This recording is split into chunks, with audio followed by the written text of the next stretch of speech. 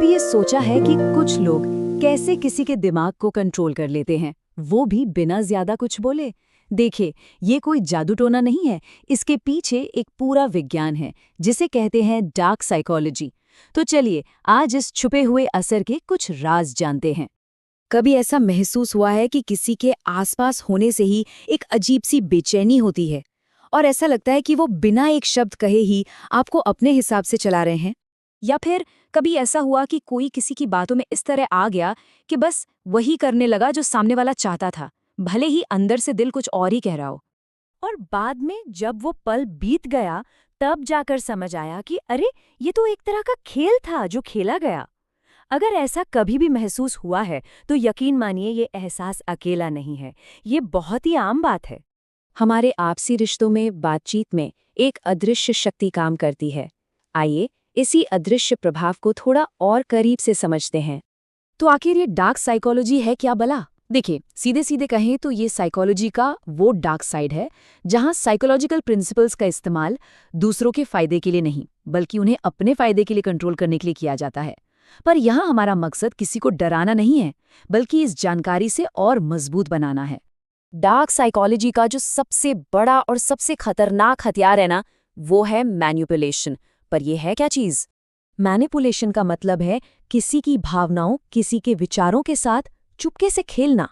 कोई मैनिपुलेटर आपको सीधा सीधा कुछ करने को नहीं कहेगा, नहीं, वो आपको ऐसा महसूस कराएगा कि जो वो चाहता है वो असल में आप खुद चाहते हैं।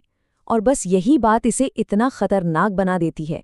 तो अब जरा उन तरीकों पर नजर डालते हैं, धोखे के वो कौन से तरीके हैं जिनका इस्तेमाल ये लोग करते हैं। अब बात करते हैं एक ऐसी तकनीक की जो शायद सबसे ज्यादा खतरनाक है। इसे कहते हैं गैसलाइटिंग। इसमें होता क्या है कि मैनिपुलेटर किसी को उसकी ही सच्चाई पर, उसकी ही यादों पर शक करने के लिए मजबूर कर देता है। वो बार बार आपकी याददाश्त को चुनौती देगा, आपके फीलिंग्स को गलत बताएगा, और ये तब तक करेगा जब तक इंसान खुद को ही सवालों के घेरे में न खड़ा कर दे। और धीरे धीरे उसका सारा आत्मविश्वास टूट जाता है।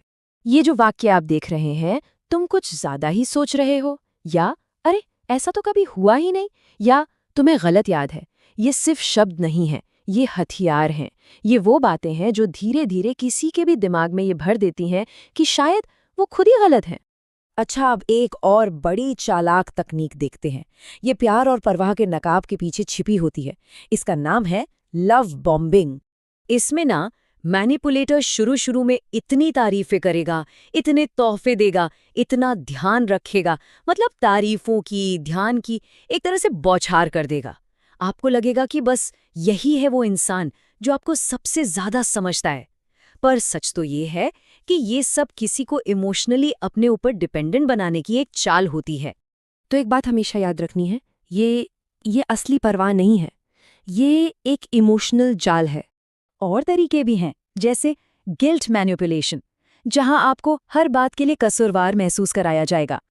फिर है फियर मैनिपुलेशन, जिसमें आपके अंदर का डर इस्तेमाल होगा, नौकरी खोने का डर, रिश्ता टूटने का डर। और एक है साइलेंट ट्रीटमेंट।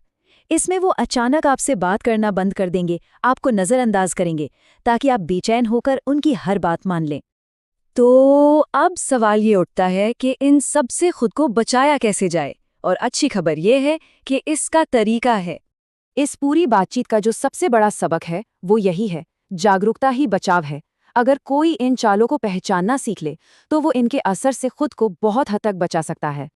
तो करना क्या है, सुनिए। नंबर 1, अपनी सीमाएं बनाइए और बिना गिल्टी महसूस किए ना बोलना सीखिए। नंबर 2, जब बहुत ज्यादा इमोशनल हो तब कोई बड़ा फैसला मत लीजिए, थोड़ा रुकिए। नंबर 3, गैस लाइटिंग को पहचानिए और अपनी सच्चाई पर, अपनी यादों पर भरोसा रखिए।